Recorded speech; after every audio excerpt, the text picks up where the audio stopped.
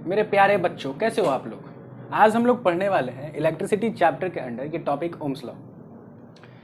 सबसे पहले आप मुझे ये बताओ कि जब आप एक टॉर्च खरीदते हो तो कुछ दिनों बाद और या कुछ महीनों बाद होता क्या है कि उस टॉर्च की रोशनी कम पड़ जाती है। तो आप क्या करते हो? आप यही कहते हो ना कि टॉर्च का जो बैटरी है वो लगता है शायद कमज़ोर पड़ गया है या ख़त्म हो गया है, यही कहते हो ना।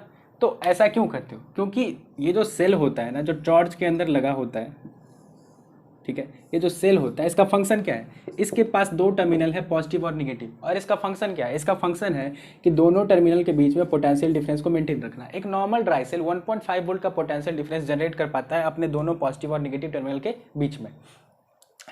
तो जब ये सेल पुराना होता है तो इसका जो पोटेंशियल डिफरेंस दोनों टर्मिनल के बीच में जो पोटेंशियल डिफरेंस होना चाहिए 1.5 वोल्ट, वो वैल्यू गिर जाता है। वो वैल्यू घट के मान लो 1 वोल्ट या उससे भी कम, मान लो 0.75 वोल्ट हो गया, ठीक है।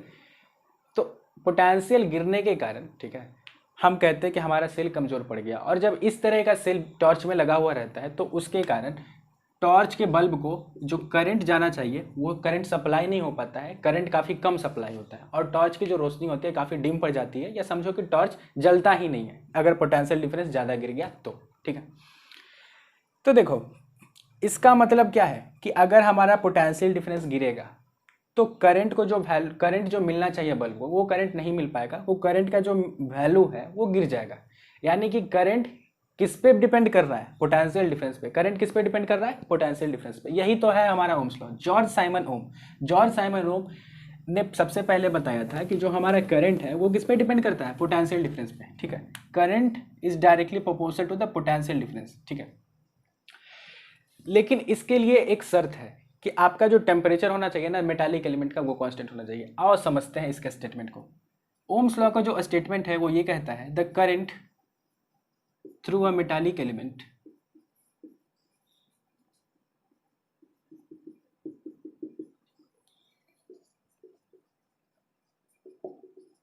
is directly proportional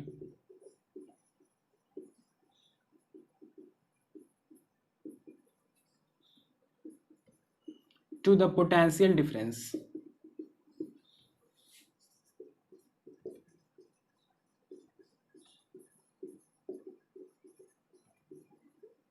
applied across its ends। और शर्त मैंने क्या बताया? टेम्परेचर कांस्टेंट रहना चाहिए। सो प्रोवाइडेड द टेम्परेचर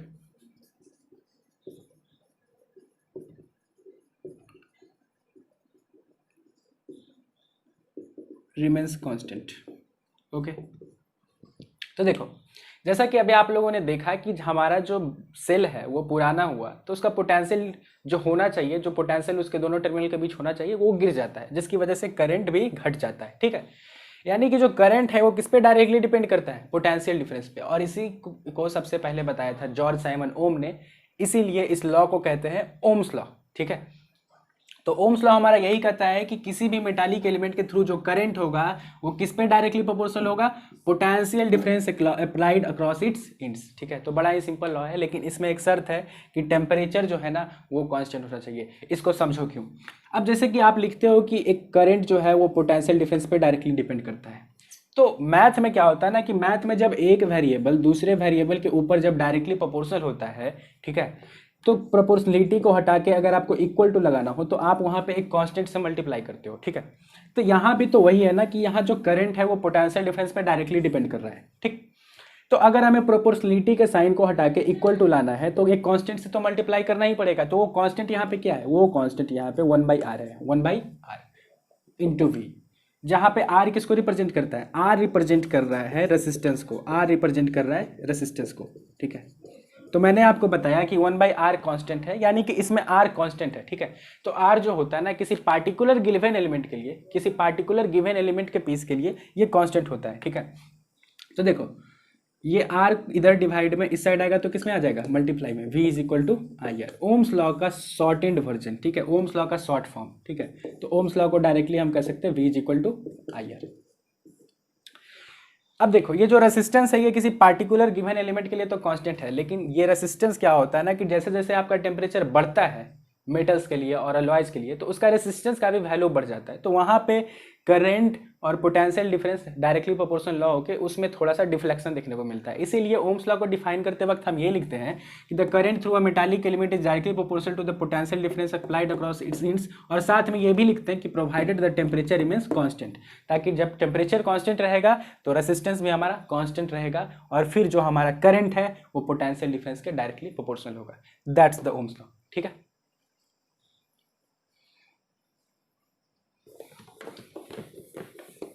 अब आपको पता है कि जो आपका ओम्स लॉ है उसे आप शॉर्ट फॉर्म में लिख सकते हो V is equal to I R. ठीक है, तो आपका I क्या हो जाएगा V बाई आर, और अगर आपका पोटेंशियल डिफरेंस यानी कि V ये कांस्टेंट है, ठीक है, तो I is directly proportional to 1 by R या इनवर्सली प्रोपोर्शनल टू R, आप ऐसे बोल सकते हो। यानी कि अगर हमारा पोटेंशियल डिफरेंस कांस्टेंट है, ठीक है, तो करंट अगर बढ़ेगा तो रेसिस्टेंस घटेगा, और अगर रेसिस्टेंस बढ़ेगा तो करंट घटेगा। अगर आप रेसिस्टेंस को दुगना कर दोगे तो करंट क्या हो जाएगा, आधा हो जाएगा। ठीक है, तो ये रेसिस्टेंस जो होता है ना किसी पार्टिकुलर गिवन मटेरियल के लिए कांस्टेंट होता है। हाँ, टेम्परेचर आपका कांस्टेंट होना चाहिए तभी। अब देखो, ये रेसिस्टेंस का किसी भी फिजिकल क्वांटिटी के बारे में हम पढ़ते हैं या उसको इंट्रोड्यूस करते हैं तो ये ज़रूरी है कि हम उसके एसआई यूनिट के बारे में भी जानें। तो रेसिस्टेंस का एसआई यूनिट क्या है, रेसिस्टेंस। ठीक है, अब आप जानते हो ओम्स लॉ में हम क्या लिखते हैं, V is equal to I R, तो R क्या हो जाएगा V बाई आई, जहाँ पे जो V है वो पोटेंशियल डिफरेंस है, उसका एसआई यूनिट क्या है, वोल्ट, और करंट का क्या है, एम्पियर। तो रेसिस्टेंस का क्या हो जाएगा, वोल्ट पर एम्पियर। ठीक है, और इसी वोल्ट पर एम्पियर को हम लिखते हैं OHM, ओम, और इसका जो सिंबल बनता है ना कुछ इस तरीके से बनता है। तो आप रेसिस्टेंस के सिंबल को याद रखिएगा और रेसिस्टेंस का एसआई यूनिट भी याद रखिएगा कि रेसिस्टेंस का एसआई यूनिट ओम होता है।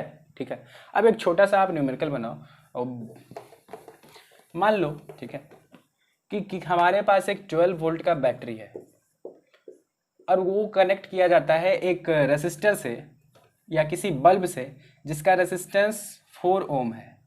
ठीक है, तो पोटेंशियल डिफरेंस 12 वोल्ट है और रेसिस्टेंस हमारा 4 ओम है। तो आप बताओ कि उस बल्ब के थ्रू कितना करंट फ्लो करेगा, बल्ब के थ्रू कितना करंट फ्लो करेगा। तो आपको पता है कि V is equal to I R. ठीक है, तो I क्या हो जाएगा, V बाई आर। पोटेंशियल कितना है, पोटेंशियल हमारा 12 वोल्ट दिया हुआ है क्वेश्चन में, और हमारा रेसिस्टेंस कितना है बल्ब का, 4 ओम। ठीक है, तो 12 बाई 4 3, और करंट का एसआई यूनिट क्या है, एम्पियर। ठीक है, एसआई यूनिट का यही एक फायदा है कि अगर आप सारा कुछ एसआई यूनिट में लोगे ना तो आंसर भी आपका एसआई यूनिट में ही आना है। एसआई यूनिट का एक यही फायदा है कि आप सभी कुछ को एसआई यूनिट में लिखना प्रेफर करते हैं। ठीक है, चलिए, ये रेसिस्टेंस बहुत सारे फैक्टर्स पे डिपेंड करता है। मैंने आपको बताया कि ये किसी पार्टिकुलर गिवन एलिमेंट के लिए, ठीक है, कि जैसे आपको दिया हुआ है कि तार इतना है या रेसिस्टर इतना है, ठीक है, तो उसका रेसिस्टेंस सेम रहेगा। ठीक है, अगर उसका टेम्परेचर सेम है तो। लेकिन रेसिस्टेंस बहुत सारे फैक्टर्स पे डिपेंड भी करता है। अगर आपका एलिमेंट बदल जाए या उसका लेंथ बदल जाए, एरिया ऑफ क्रॉस सेक्शन बदल जाए, टेम्परेचर बदल जाए, ठीक है, तो रेसिस्टेंस बहुत सारे फैक्टर्स पे डिपेंड करता है। रेसिस्टेंस किस किस फैक्टर पे डिपेंड करता है, ठीक है, तो रेसिस्टेंस जो सबसे पहला फैक्टर है जिस पे डिपेंड करता है वो है आपका मटेरियल ऑफ द कंडक्टर। ठीक है, मटेरियल ऑफ द कंडक्टर, यानी जब आप एक वायर की बात करते हो तो वायर भी एक तरीके का रेसिस्टर ही है, उसमें भी रेसिस्टेंस होता है। ठीक, तो जब आप एक वायर की बात करते हो तो एक वायर लो जिसका थिकनेस, लेंथ, टेम्परेचर सब कुछ सेम हो, कॉपर का और एक सेम एल्युमिनियम का। ठीक है, तो मटेरियल अलग अलग है लेकिन थिकनेस सेम है। ठीक है, area of cross section same है, थिकनेस सेम है, area of cross section same है, लेंथ भी दोनों का सेम है, टेम्परेचर भी दोनों का इनिशियल फेज में सेम है। फिर भी अगर आप क्या करोगे कि इससे किसी इलेक्ट्रिकल सर्किट से कनेक्ट करोगे और इसे भी पार्टिकुलर किसी वैसे ही इलेक्ट्रिकल सर्किट से कनेक्ट करोगे तो आप पाओगे कि इस एल्युमिनियम वायर में करंट जो है वो कम फ्लो हो रहा है। अमीटर में आपको दिखा देगा, अमीटर जब लगाओगे ना इलेक्ट्रिकल सर्किट में तो आपको बता देगा कि एल्युमिनियम वाले में करंट कम है क्योंकि ये रेसिस्टेंस ज़्यादा देता है, रेसिस्टेंस ज़्यादा ऑफर करता है, वहीं कॉपर कम रेसिस्टेंस ऑफर करता है, तो उसमें आपको अमीटर में करंट का वैल्यू ज़्यादा दिखाएगा। ठीक है, तो अगर आपका material of the wire, material of the conductor change करता है तो रेसिस्टेंस आपका चेंज करेगा। तो ओवरऑल रेसिस्टेंस जो सबसे पहला फैक्टर पे डिपेंड करता है वो है आपका मटेरियल ऑफ द कंडक्टर। अगर आप मटेरियल बदल देते हो तो आपका रेसिस्टेंस का वैल्यू अलग आएगा। आपका जो करंट होगा ना इलेक्ट्रिकल सर्किट में, उसका जो मेजरमेंट है उसका वैल्यू अलग है, ठीक है। तो रेसिस्टेंस जो सबसे पहला फैक्टर पे डिपेंड करता है वो है आपका मटेरियल ऑफ द कंडक्टर। फिर रेसिस्टेंस जो दूसरा फैक्टर पे डिपेंड करता है वो है length of conductor. Length of conductor, मान लो कि कॉपर का एक वायर है जिसका थिकनेस सेम है, टेम्परेचर सेम है, ठीक है, मटेरियल तो दोनों कॉपर ही है, ठीक है, लेकिन एक का लेंथ L है और दूसरे का लेंथ 3L है, 3 गुना बड़ा, ठीक है। तो पहले का लेंथ L टाइम्स है और दूसरे का लेंथ 3L टाइम्स है, ठीक है, 3 गुना सीधे बड़ा। तो जो रेसिस्टेंस होता है ना, ये किसी भी आप दोनों को सर्किट में लगा के देख सकते हो, ठीक है, और दोनों में कितना अमाउंट ऑफ करंट फ्लो हो रहा है। मैंने आपको क्या बताया कि जब आप पोटेंशियल डिफरेंस को कांस्टेंट रखोगे, ठीक है, पोटेंशियल डिफरेंस को कांस्टेंट रखोगे तो आपका जो I होगा, करंट होगा, वो सीधे इन्वर्सली प्रोपोर्शनल होगा रेसिस्टेंस के, ठीक है। यानी कि जब आपका करंट कम आ रहा है तो आप समझ लो कि आपका रेसिस्टेंस ज़्यादा है, ठीक है, ये तो मैंने आपको बता ही दिया। तो आपको क्या करना है कि एक L लेंथ का लेना है और दूसरा 3L लेंथ का लेना है, या 4L लेंथ का ले लो, ठीक है। तो आप ऑब्जर्व करोगे कि इसमें मान लो कि करंट अगर 1 यूनिट आ रहा है, ठीक है, तो इसमें करंट आपका 1/3 यूनिट आएगा। ये साफ साफ बताता है कि इसका जो रेसिस्टेंस है 3 गुना ज़्यादा है, ठीक है। यानी कि जिस भी कंडक्टर को आप चूज करोगे उसका रेसिस्टेंस उसके लेंथ पे डायरेक्टली डिपेंड करता है। अगर आपके मटेरियल ऑफ द जो भी आपका कंडक्टर है, ठीक है, जो भी आपका मटेरियल है, अगर उसका लेंथ 5 गुना बढ़ा दोगे तो उसका रेसिस्टेंस भी 5 गुना बढ़ जाएगा और करंट 5 गुना घट जाएगा, ठीक है। अगर आप उसका लेंथ जो है 10 गुना बढ़ा दोगे तो उसमें जो रेसिस्टेंस होगा वो भी 10 गुना बढ़ जाएगा और करंट 10 गुना घट जाएगा। तो इस तरीके से किसी भी particular material of the conductor के लिए, ठीक है, जो रेसिस्टेंस है वो डायरेक्टली किस पे डिपेंड करता है, कंडक्टर के लेंथ पे, ठीक। तो जो आपका दूसरा फैक्टर है वो है आपका लेंथ ऑफ द कंडक्टर। फिर आता है आपका जो तीसरा फैक्टर वो है एरिया ऑफ क्रॉस सेक्शन, ठीक है, area of cross section of wire, ठीक है, एरिया ऑफ क्रॉस सेक्शन। अब देखो एरिया ऑफ क्रॉस सेक्शन क्या है, ठीक है। अब जैसे कि मान लो, सपोज कर लो कि ये आपका वायर है, ठीक है, इसका थिकनेस इतना है, ठीक है। तो वायर जो होते हैं ना वो तो नॉर्मली सर्कुलर यानी सिलेंड्रिकल फॉर्म में ही होते हैं, ठीक है, यहाँ तो कुछ ना कुछ थिकनेस होता ही है। तो ये जो एरिया है ना, थिकनेस का जो एरिया है, ठीक है, यही कहलाता है हमारा एरिया ऑफ क्रॉस सेक्शन। यानी कि वायर जितना थिक रहेगा उसका एरिया ऑफ क्रॉस सेक्शन ज़्यादा रहेगा। अब वायर बहुत पतला है, जैसे जो आपके जो वायर्स होते हैं ईयरफोन्स में, ठीक है, तो ईयरफोन्स में जो वायर होते हैं या जो माइक है, तो माइक का वायर देखो काफ़ी पतला है, ठीक है। वहीं पे अगर आप अपने घर में देखोगे कि जो आपका लाइव वायर आता है टोका पर से, वो काफ़ी थिक होता है, ठीक है, तो उसका एरिया ऑफ क्रॉस सेक्शन ज़्यादा है, इसका एरिया ऑफ क्रॉस सेक्शन काफ़ी कम है, ठीक है।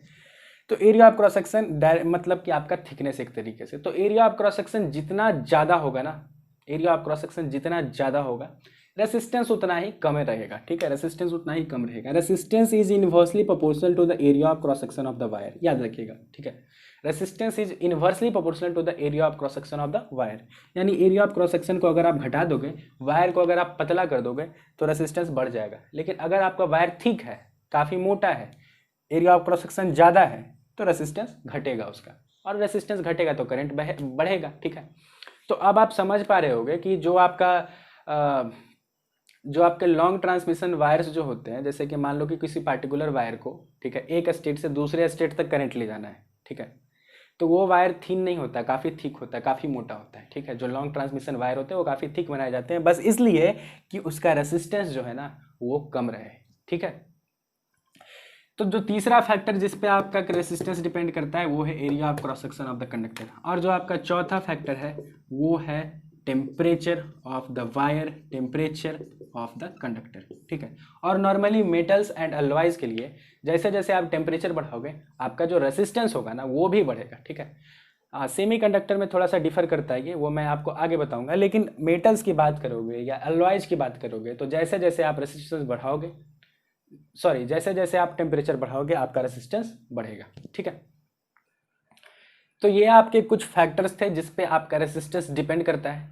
अगले वीडियो में हम बात करेंगे रेसिस्टिविटी के बारे में। अगर आपको कुछ पता हो कि रेसिस्टिविटी क्या है या फिर रेसिस्टेंस और रेसिस्टिविटी में क्या डिफरेंस है तो आप मुझे कमेंट सेक्शन में बताओ। आपको ये वीडियो कैसा लगा वो भी आप मुझे कमेंट सेक्शन में बताओ। अगर आपको कोई सुझाव देना हो या कुछ आपको पूछना हो तो वो भी आप कमेंट सेक्शन में पूछ सकते हो। वीडियो को लाइक कर दो, शेयर कर दो और चैनल को तो ज़रूर सब्सक्राइब कर लो। मिलते हैं आपसे नेक्स्ट वीडियो में। Thank you.